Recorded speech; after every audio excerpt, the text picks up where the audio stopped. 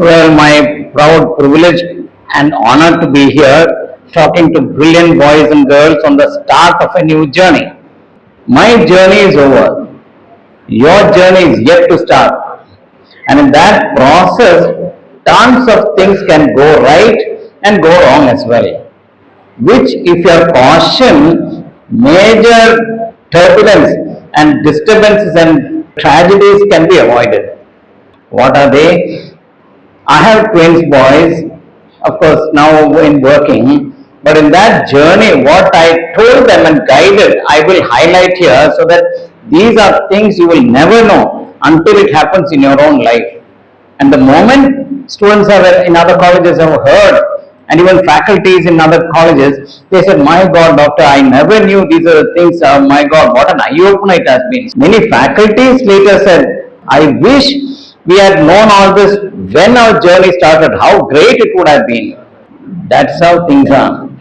So, I will tell you what I did for my children so that you may have a wonderful future that you will carve for yourself. When they were in their schooling, of course, schooling, average studies, do that. But once they got into a professional college, the director said, "Get a distinction." Oh, that was so wonderful of him to say, "Get a distinction." Well, that was not my purview. That was my wife's territory, distinction, rank, study, work hard. Of course, that was her territory. What did I do? I only said, that was only my focus. I only said, perfect one English word a day. Just one English word, perfected. The exact pronunciation, spelling, application, meaning, perfected. At the end of 1 week, tell me 5 words. At the end of 1 year, 360, about a 3-year course, 1,000 words, you must have absolute mastery on your repertoire. Why? Because the world is flat. So said Martin Friedman. Why do so many multinational companies come to India and recruit brilliant boys and girls, hardworking? They are far more talented. You are far more talented and hardworking than what they can get in their own home turf. But I should be careful and reluctant. But I need to say this. Please realize, I have myself found 92% of the 35,000 students graduating from professional colleges in Mangalore are unemployable. What a tragedy. What a tragedy. Are unemployable. Why? The fundamental basic requirements of fine-tuning you into wonderful professionals we are not addressing, and in the, not this college but elsewhere when they did that, in the parent-teacher meeting, I said, you have taken students whole scale and then at the end of it, 3 years you will push them on. Have you focused on your attire, communication skills, networking, voice modulation, knowledge, perfection on English proficiency? No, you are not addressed all that. At the end of it, their course, 300 students from that college came here.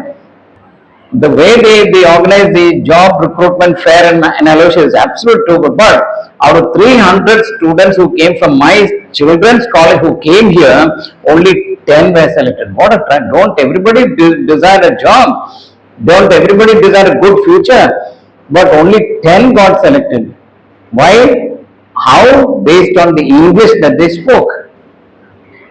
Now, should not have been an initial attention in the beginning by the college itself? Absolutely yes, but that was not looked into and only 10 got selected. What a sad thing it is. Of course, my children got into IBM and Dell and thereafter they went on. See, so you have to absolutely, not that, no, we say, oh, Hindi is our mother tongue and why should we, no. Why do we want to get into a foreign company? 10 times the salary that they pay, and if you're really good, they will relocate you to America, Germany, Canada, from everywhere, and 100 times you are than what you can be here. So your focus should be at the highest level so that you build a great future and a little bit give back to your institution, to your parents and to your teachers. Now, once you get into a job, for 1 year you will be in probation. At that time, you will be minutely monitored, not on a direct platform, but somewhere somebody in the corridor, somebody, your team leader, your boss will have an eye on you. And many students are after probation or the time came for renewal of your contract, you are not renewed. What a sad thing it is. And then suddenly you are left totally helpless or hapless, as the English word is, because suddenly you thought you had a big career, good thing, everything. At the end of 1 year, my parents are, so we thought once they got into the company, we thought something great will happen. At the end of 1 year, they just pushed my daughter or son out of the company. Now what to do? But in that 1 year, you should have taken care. Now what will you or should you take care? What did I tell my children? Keep your mouth shut, because walls have ears. Please realize that. People are waiting inadvertently. You may say some comment. Walls have ears. They will capture what you said, pepper it on it, and then convey it to the management, to your boss. No, no, walls have ears. A slip of the foot you may soon get over, but a slip of the tongue you can never recover. So keep your mouth shut. Why? Loose lips can sink ships. One wrong word out of your mouth, it can be amplified, conveyed, and your job will be terminated. Not only in your probation, but in your next career option. The reason the other day, we had a huge, gigantic Manipal. I studied from Manipal, and all the senior professors and directors were having a get-together group party. And one person said something bad about the chairman. People are waiting for something to come out of your mouth. And it was conveyed to him. The next morning when he went to his office, the termination letter was there. You see, what a tragedy it is. So whatever it is, you have not come to improve something else, that is bad, this is bad. No, no, you have come to improve yourself. Introspect within. There are tons of things for you to improve than out within, than without. So keep your mouth shut.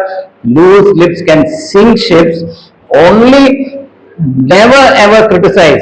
Many of you have never been told, never ever. There are so many things I can criticize, but at so many things I can say good also. What a wonderful heart, what a wonderful thing, what a wonderful mic. There are so many things in life to appreciate. Appreciate. There are only 4 words that you should have in your repertoire. Remember that. Only 4 words: appreciation, admiration, approval, and encouragement. Realize that. Nobody wants your criticism. Who is a critic?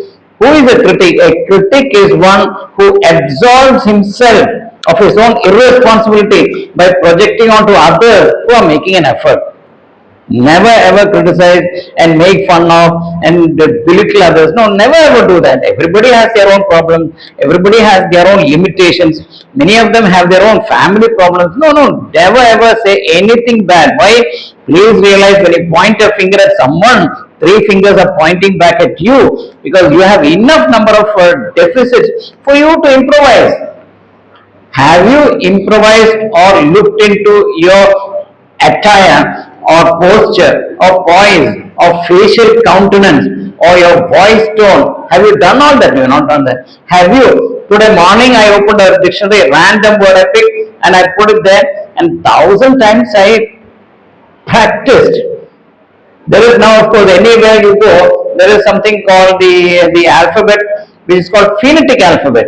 Today my morning word was P for Panama. I am a qualified grade A wireless telecommunication licensing exam I got, but I have forgotten all that. I should be able to practice more at the rate of 16 words a minute to broadcast my voice. I was called by the CBI office saying that you are a security risk for the country, because when they give that license, that interview happens.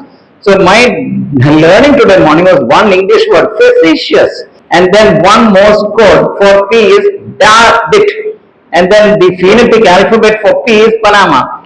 3 words. How much of time you are spending? So much you can just revise. No, just one word you take and 1,000 times. By the time 1 year is over, how good you will be. Second, you have come from Mangalore, where 6 languages confluence. Anywhere in the world you go, there will be a cluster of people knowing that one language. Have you taken the trouble to master the local one language? There are 6 languages.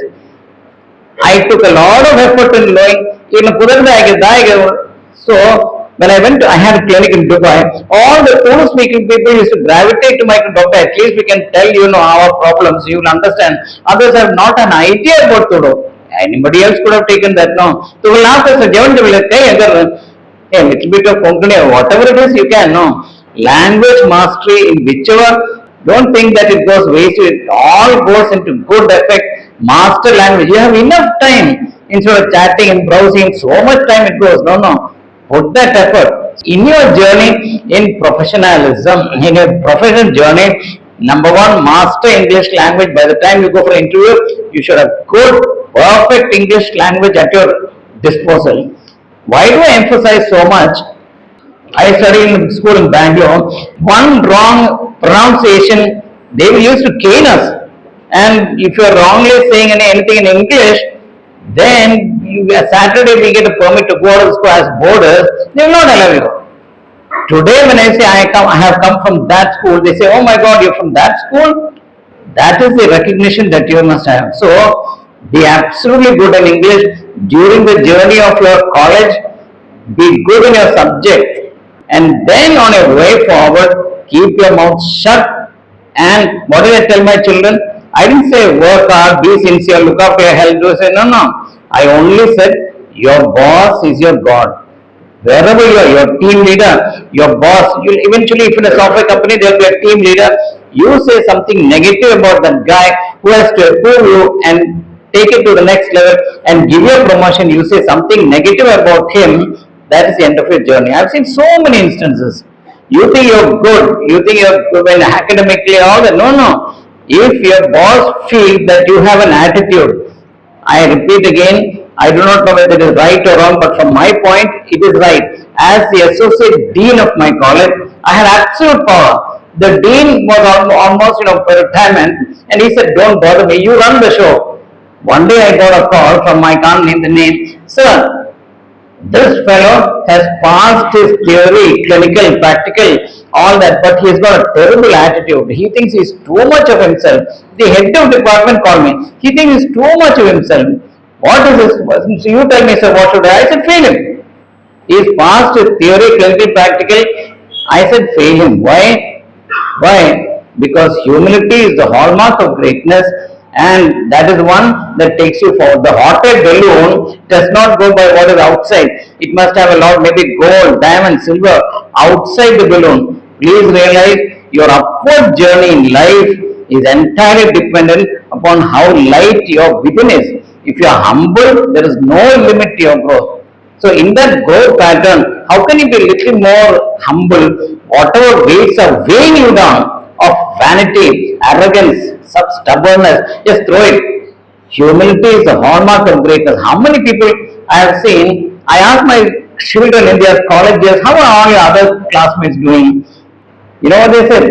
It's all those fellows who used to act big because they came from very wealthy families or something big. They never used to talk to us and all that. Today, 10 years down the line, they are nowhere.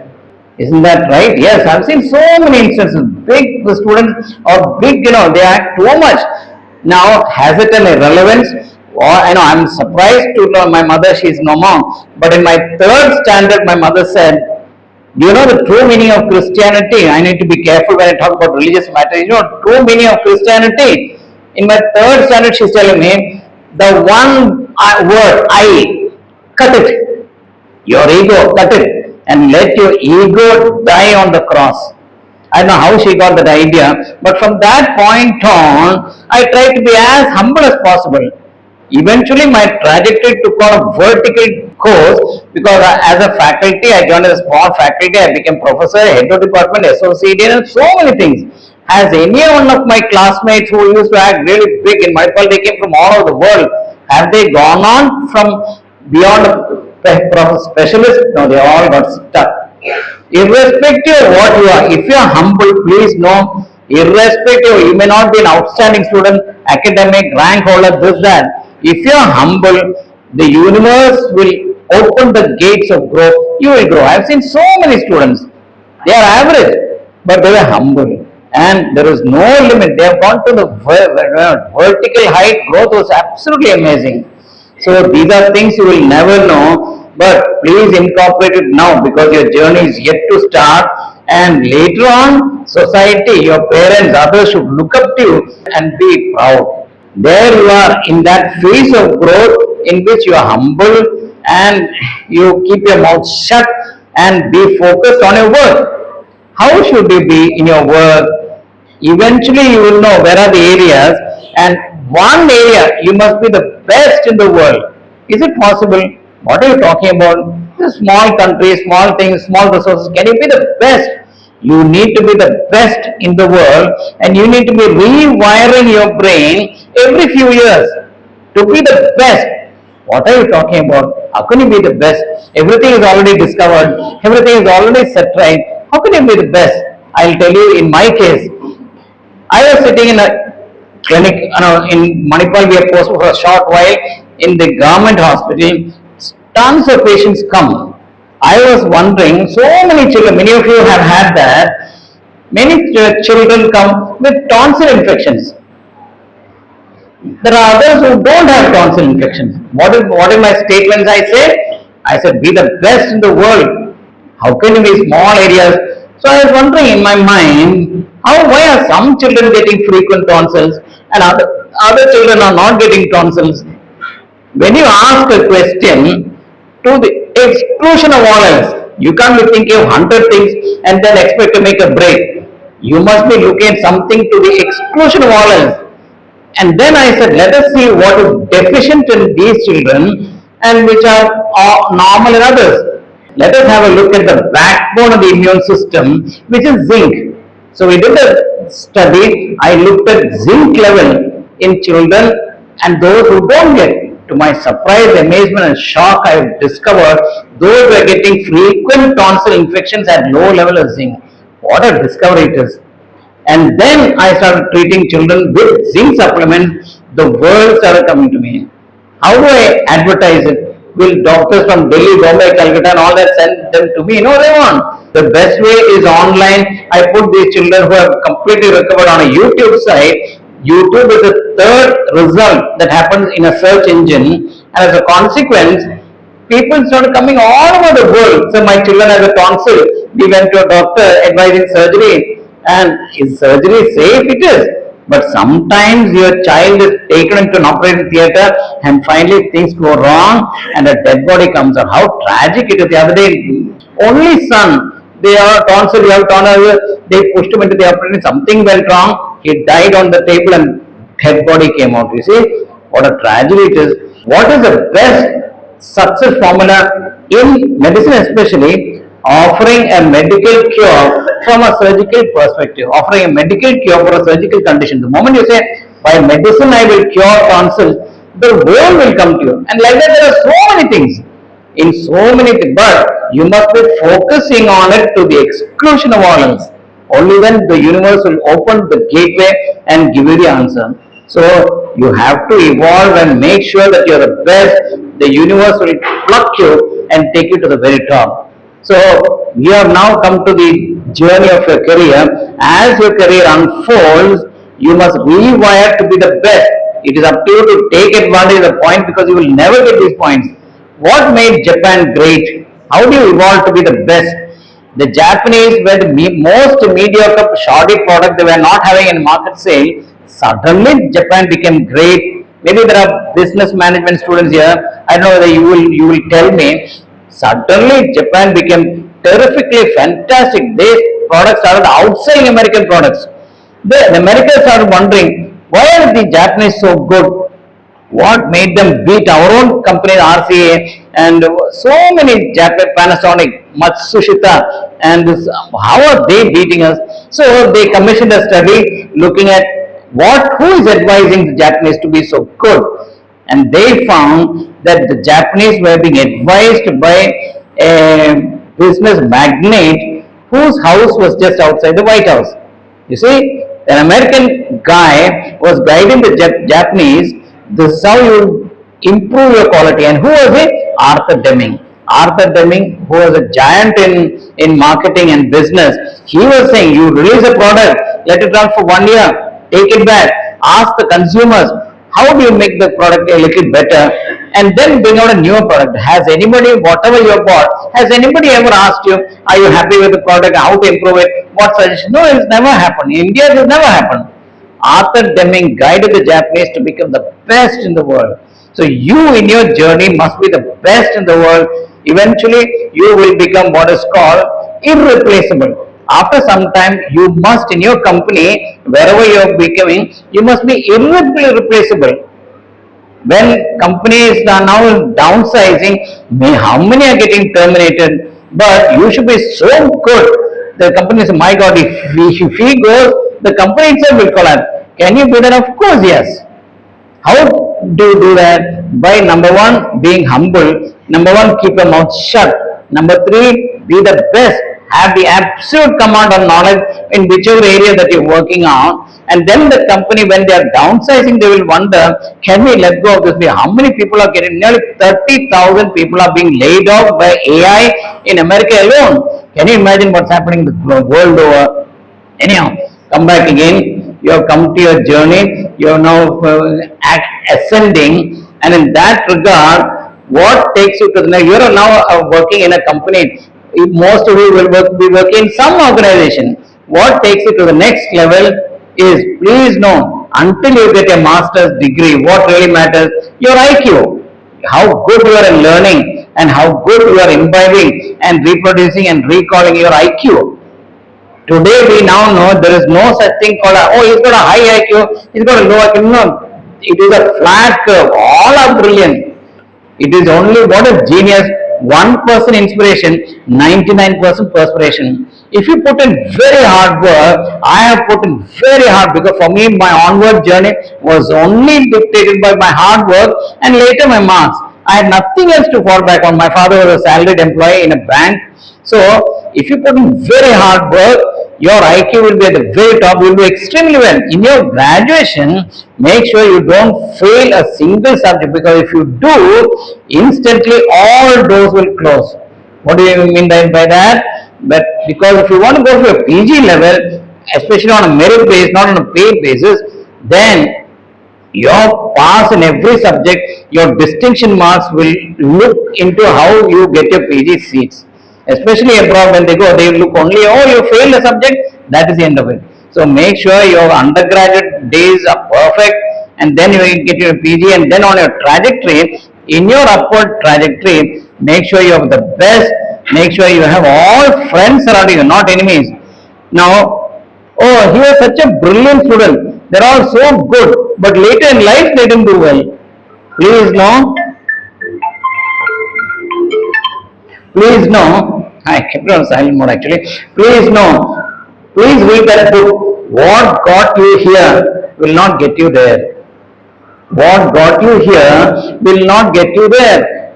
What an idea and what a book it was. Oh my God, that is something, please realize. Just because you are a high academic, or we have, if you enter Manipal in Mangalore, there is something called the blue ribbon. The top students are all listed there. The top best outgoing students are all listed there. Later, when they came out into private practice and put up clinics in various places, no patients. What a sad thing it is. Why did they come into medicine? Why did they become an MD? And then they thought they will have a good future, good. Open the clinic, no patients. Why? Why? Because the fundamental basis of good clinical practice is not your knowledge or the and all that. It is only speaking. Communication dictates for a doctor. Many patients say, oh my God, that doctor is so nice in his words. I'll tell him, I'll tell in Malayalam, doctor samsaram kettanya pari sookudum pamba irukum. So I tell it in Konkani, no, enough. So you see, your communication skills absolutely have a value in how you do well. If you are critical, if you find fault, if you make mockery, there your life will come to a halt. Do we teach these things in a professional college? No, we don't. So make sure that you keep your mouth shut. Learn the art of communication. I often ask my postgraduates to come and sit next to me and just observe. Have I put an enormous amount of time in communication? Yes. What are the fundamental basic rules that you would follow? Absolutely keep your mouth shut. If you open it, talk only positive. Never ever criticize. Never tell a patient anything bad. Don't tell. If you open your mouth, talk only positive and appreciate. There are students, patients who come as students, appreciate the academic fervor, or parents don't appreciate them. There are so many, watch carefully, and what cements a relationship in the 1 minute. After 1 minute, differences will start happening. So, in the 1 minute, I ask my postgraduates to observe, in the 1 minute, find a mutual area that you can have a humor. The moment you and the patient, from a medical parlance, smile together, you're bonded as seal. If you say something negative and they are little upset, there itself your bonding is over, and whatever mistake you make inadvertently, they will find fault with you. If you smile, never smile. In not only in medicine, anything, never smile at a person. Never smile at a person. Smile with a person. You can have some mutual point of understanding, and when the moment you smile, there itself you are making a bond. Some postgraduates, mine is a huge department, 5 postgraduates come every year. If you don't have a smile, I tell my PG, if you're not able to effect a genuine smile, go back to your hostel, put your 2 little fingers in the corners of your mouth and pull it out, and look how your face, a countenance you have when a pleasurable emotion is affected. I have no religious leanings, but one religious text says, not that I have a religious proclivity, but one text, the Quran says, what is the best gift that you can give another human? It's a smile. You see, when you smile at a person, a genuine warm smile when you meet another person, for example, who is the best example to show how much love and affection that you have is your own dog. If you have got a dog as a pet, you go out for somewhere, the moment you come in, the affection and smile and care and love you get from a dog, you can't get from a human. The more late you come, the more he's so happy, he or she so happy, oh God, come back, and then she wag the tail, waft you. And no wonder I say a dog when spelt backwards becomes God. Have you thought about it? They are divine creatures sent from heaven, I tell you. So in that journey, number one, close your mouth shut, be positive, and then grow. But in your growth, you are growing in your company. Eventually, few years later, you are growing. No, but what dictates? I said initially, what matters? Your IQ. What matters later? You have joined a company. What matters later? IQ stop functioning. It no longer matters how brilliant or whatever you are. Maybe you are doing some research and maybe that matters. But please know that Daniel Goleman wrote a book which became an international phenomenon. Some people write a book, it becomes an international phenomenon. What is that book? EQ, emotional quotient. If you are having an emotional quotient, if you are a nice person, if you interact with another person and the team together, everybody achieves more. But if a team feels, the team leader feels, oh, he's such a nice person, I want him in my team. Have you thought about yourself? Have you looked at yourself and said, are you a nice person? EQ, emotional quotient, absolutely will dictate. That is why nowadays, earlier you used to write an application and the company will look at your resume and then decide whether you have the requisite qualification or not. But today everybody wants to talk to you and find out, are you a person with high EQ? Have you read that book on EQ? No, you have not read. Initially we know so much about IQ, but have you read that book on EQ and understood that phenomenon? Please do. Because if you are not a good person, if others don't like you, you will be ejected out of the team. Or the team, others will say, oh, this fellow is too much of an irritation, too negative, he's always finding fault and all that. Then the team leader, when your renewal contract comes, you will not be renewed. If you feel, the others feel, oh, we want this guy, whatever be the bad times, the company will make sure that you will be retained. So please look at EQ. But beyond a point, you have grown to the company 10 years and you have reached a certain level, your next growth is not IQ or EQ. Your next growth is totally dictated by a concept that is now emerging, which is absolutely required for each one of you. It is called NQ. How much you network with others, how much each one of you know your own department, Have you networked and got to know other teachers of other departments, other directors, professors? Who knows, when you pass out, that other director and that other department say, hey, you're a good fellow, you see there is a vacancy there, why don't you apply? I'll put in a word. There your career takes off.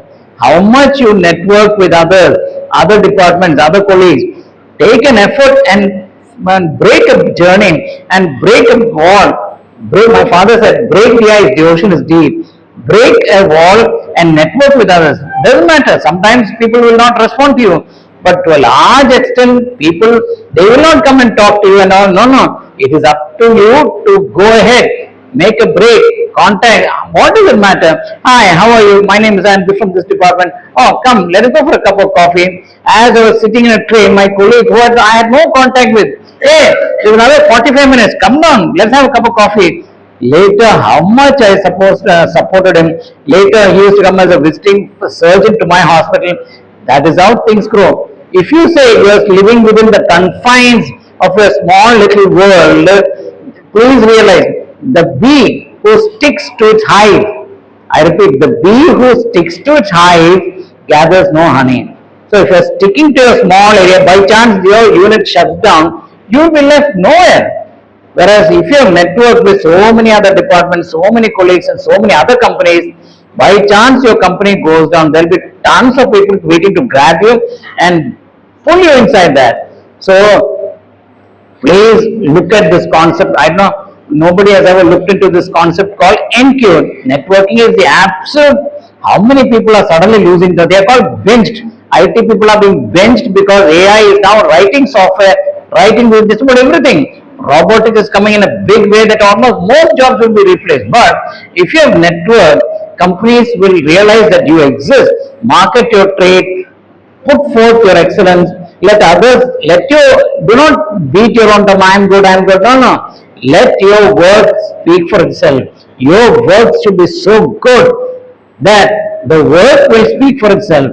That's how it should be. And so, still, please realize IQ, EQ, NQ is not of that concern than I can. If you feel you cannot, you cannot. If you feel that you can't do this, you certainly will not do it. That's how your brain functions.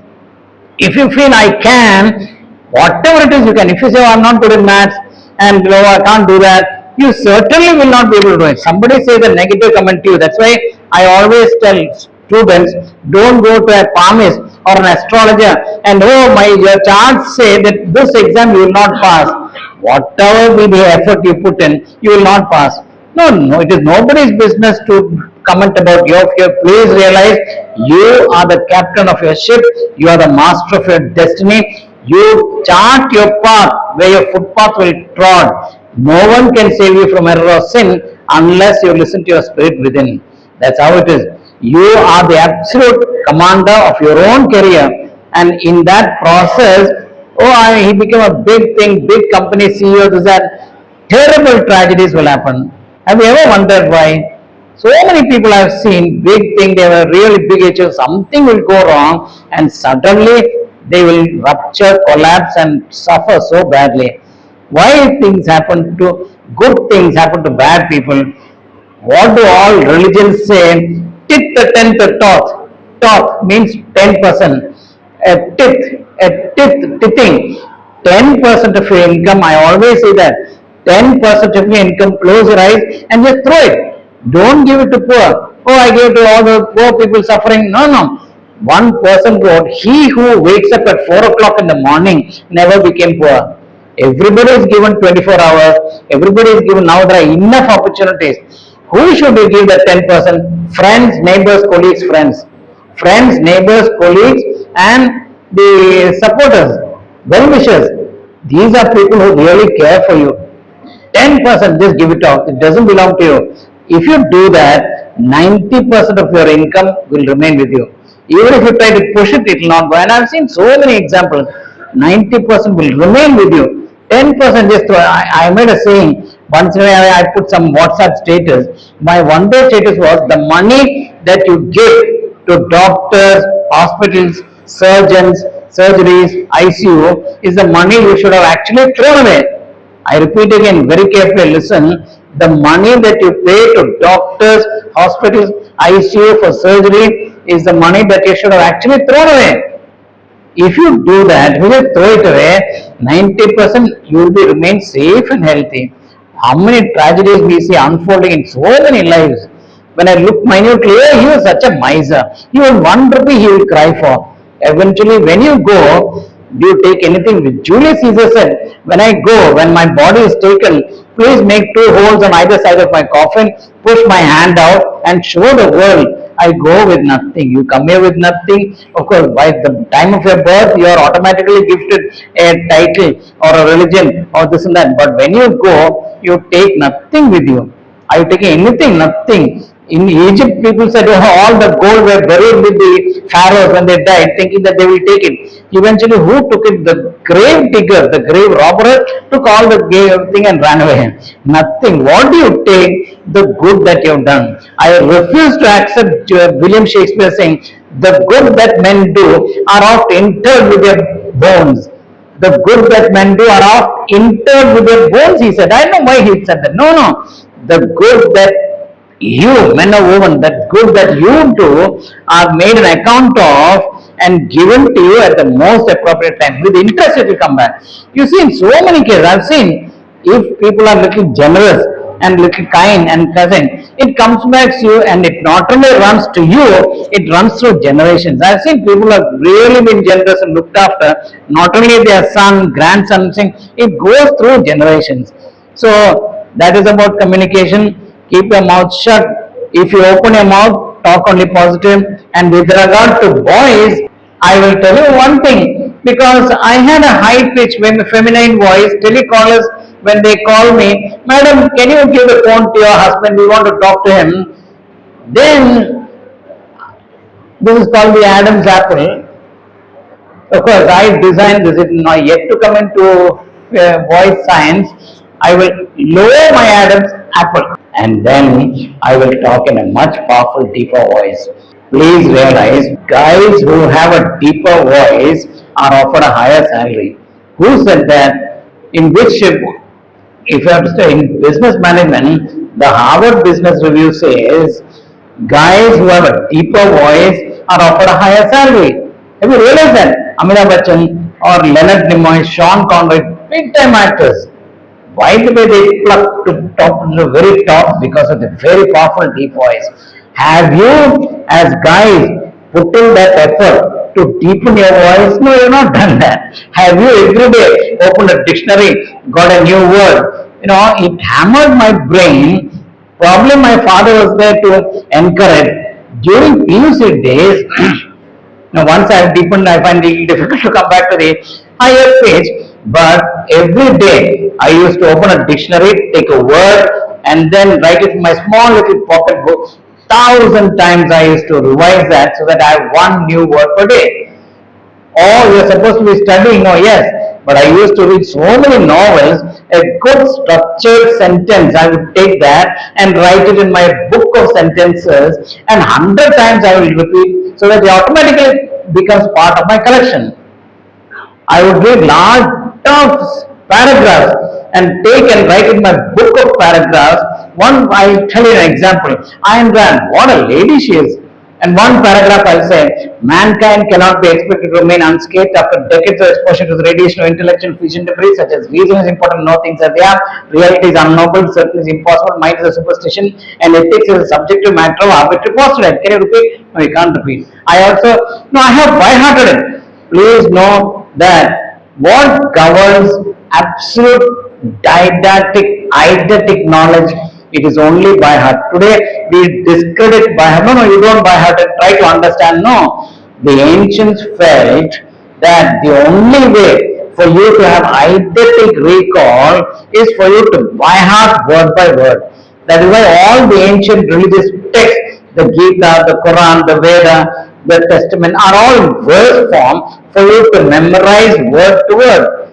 So, all of you, so many students, you have now crossed so many subjects now. Let me see whether you can recall word to word one paragraph. I will point at one of you so that you will recall just one paragraph from your textbook. One paragraph. Can you recall? Any one paragraph. Yeah, there are many brilliant boys, and all are brilliant. One paragraph, can you recall? Small little 4 lines maybe. From kindergarten to now PUC, masters you come to. Can you recall? No, you cannot recall. Why? Because the faculty, we told you, no, don't by heart. You understand, no? At the end of it, can I recall anything what I've learned from kindergarten to PUC to MBBS? Can I recall? I can't recall because nobody encouraged me to by heart. But let me see if you are able to recall word to word the exact couplet that has been written, which maybe you have studied 20 years back. Jack and Jill to but and see how you are recalling what you have studied 20 years back. That is the effect. So, but now please know that Jack and Jill were unmarried lovers that lived at the base of a mountain called Somerset in a small village. They did not have the money to marry, and they were often seen.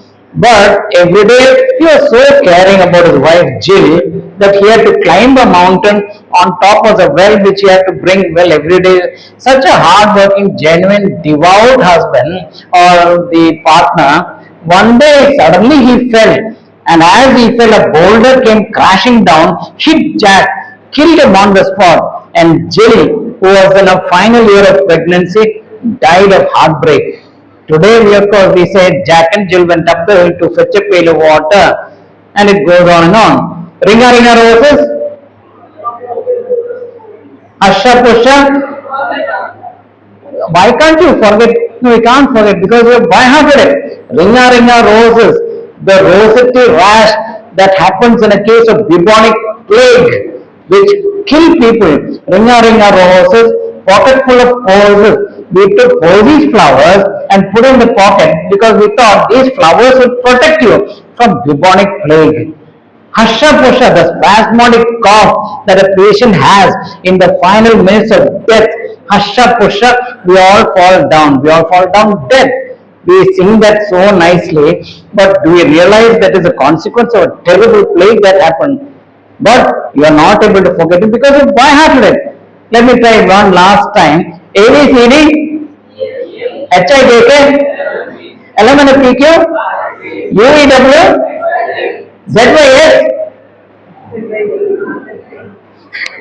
It's also the same, no? What is the logical consequence in that ABCD? You studied that for last 20, all are about 20 years of age. You studied that for 20 years, no? ABCD, EFG, HIJK, L1, PQ, RST, UW, XYZ, ZYS, WTSR, PPU, NMLK, GIA, GF, EBCBA. How did I do that? I by-hearted it. You also can do that, no? So, please know very clearly structured sentences, paragraph, your own text, by heart word to word. In that, a little bit I need to ask you, sir, I read this so many times because I'm learning so many times, yet I forgot. Or this lady, sir, I feel a little difficult in swallowing, and I went to some doctors, I shined a torch, they said nothing wrong. What did I do? I caught the throat, moved it from side to side, and then crip, crip. That is called grating or crepitus. That is absent. I am so saddened. I can't tell her directly. I tell the children. So many young mothers, small children, and I know that there is a throat cancer. And how many young mothers die of throat cancer? Why? The only question I ask for a student who says, sir, I can't remember everything, so many times I read, and I asked this lady having a throat cancer, only one question, the connecting one question. What is that? Do you drink tea? Tea absolutely blocks iron absorption. If a lady already anemic drinks tea, it reduces the blood, what is called hemoglobin, and from 15 it comes down to 8, 7, throat cancers happen. After more than 70, 80 years of independence, Do we have a national policy? All females must have a hemoglobin of 15 and don't touch tea. Do we have that? We don't have that. How many young mothers are dying by throat cancer if you touch tea? Number two, how many students study very hard? They can't recall. Why? I ask again one question. The invariably answer is yes. Tea is the culprit. Tea will reduce iron absorption. When blood levels of iron are low, you can't remember. See, iron is the backbone of scholastic achievement and absolutely must have. Now, in that regard, that is not part of my thing, but then I thought I will encourage. Doctor, Nama Maga or Nama student Magalu, how much they are reading, but they are not able to do well in exams. Please know very clearly, all of you are geniuses with eidetic computer recall. You have categorized yourself saying, oh, I'm too bad in studies, I can't recall, I don't know. Aren't you all very good? Don't you all have a computer in your brain? You have. Doctor, how much I read, I'm not able to do well. And many in Kerala, my saying, what did I do? Don't look into my eyes, but I'm a certified master hypnotist. Under hypnosis, I tell them very clearly, I am activating photographic memory, and the moment you read, look at your text, like a photograph, it will go into the brain, and when you see a question paper, like a photograph, it will flash. Later, not the student, the parents come and tell, doctor, we can't thank you enough, because they show the college website and he says our daughter or our son is a university topper, and they put a name on the college website. Doctor, I don't know how to thank you. Have they changed their reading habits or the time? No. It is just that I have activated photographic memory. I can do that for all of you. But now I will not do that because madam, teachers will be unhappy. They are not studying. They just flip the book and they are getting a rank. No, these are things I will not do.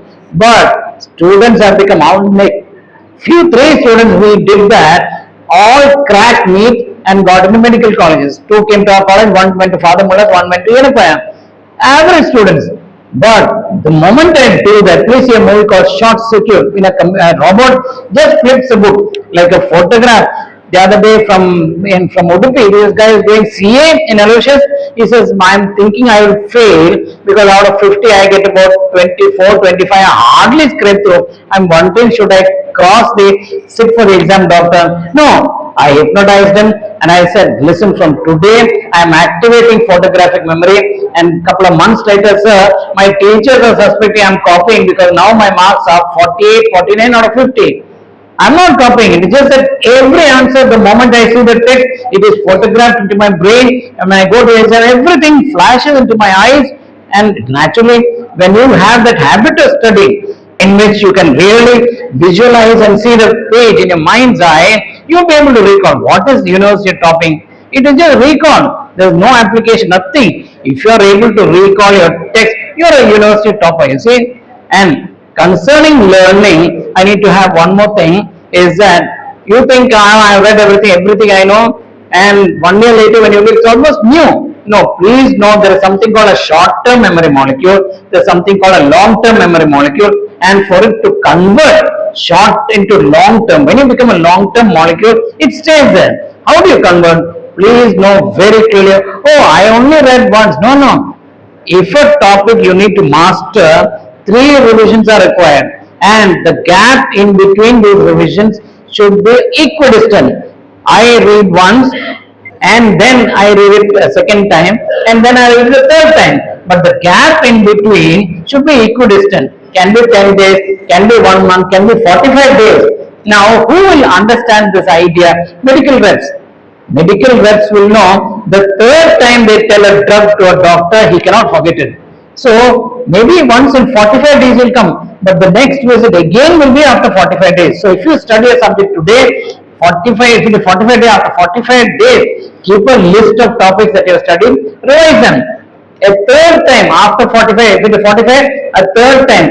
The moment you have a third revision, that's it. It's a permanent molecule till exam time it will remain. Have you had a very clear structured learning methodology ever in your schooling, in your pre or in your PUC? Have we? No, it's not there. It's not. So this is something I do for my first year MBBS student. At the end they will say, so after your class on learning methodology, all the entire batch completely sailed through, and here we are at the final year. So there are so many things that needs to be done. Now look at introspect yourself. When students come for my exam, I will look at, is it a polished shoe? If they are wearing a sandal or out shirt, or hairs are unruly, nails not clipped or clean, I will say, please go out of my exam hall. Sorry, you are going to be a doctor. What do you mean by a doctor? Dedication, obedience, culture, trust, honor, respect. When you come out, oh, he came out of the AG Institute of Medical Sciences. No, that value and recognition I must get. When you're coming out as a doctor, look like a doctor. You can't be studies done in Framingham School of Medicine. They say, no, patients don't like you wearing a jeans and t-shirt. And imagine you're appearing like that for an interview. The moment I see an MBA come like that, I say, there itself, please go back. So in the college as a student, why you call a student? Today means to strive. Day and night you have to strive. Why is the subject that you learn called a curriculum? Why? Does anybody know? Because a curriculum means a chariot drawn by horses whose eyes are blinded on either side. You can't have any distractions and look at 100 things. No, you must have a very clear focus on the end point. Day and night, what are you doing? You are building your career and future. Day and night, you have to focus on the end point and go at an optimum speed. If you go too slow, you are not completing the course. If you go too fast, you will topple down. That is why the Greek word for chariot, we kept on for your curriculum, so that you finish your curriculum at the most appropriate time triumphantly. So I think I've been talking a little too much. If there's anything, of course, there will be tons of things, but please know, if you don't pay attention to any of these factors, you will be derailed. At the end of it, you will wonder, my God, still, why did I get derailed? Look at so many of my colleagues, they have gone to the very top. They have gone to the very top. So many factors that you were advised, which you didn't take care. So it's up to you to be the captain of your ship, master of your destiny, take charge, gallop forward and build a fantastic future and career, and give back to the institution and to your parents what they richly deserve, because they sacrificed their yesterday for your today and your tomorrow. So please know, yesterday was a cancelled check, tomorrow is a promissory note, today is ready cash. All of you are gifted 24 hours, not a second more or less. In that context, utilize these 24 hours given to you and build a fantastic career. Thank you so much.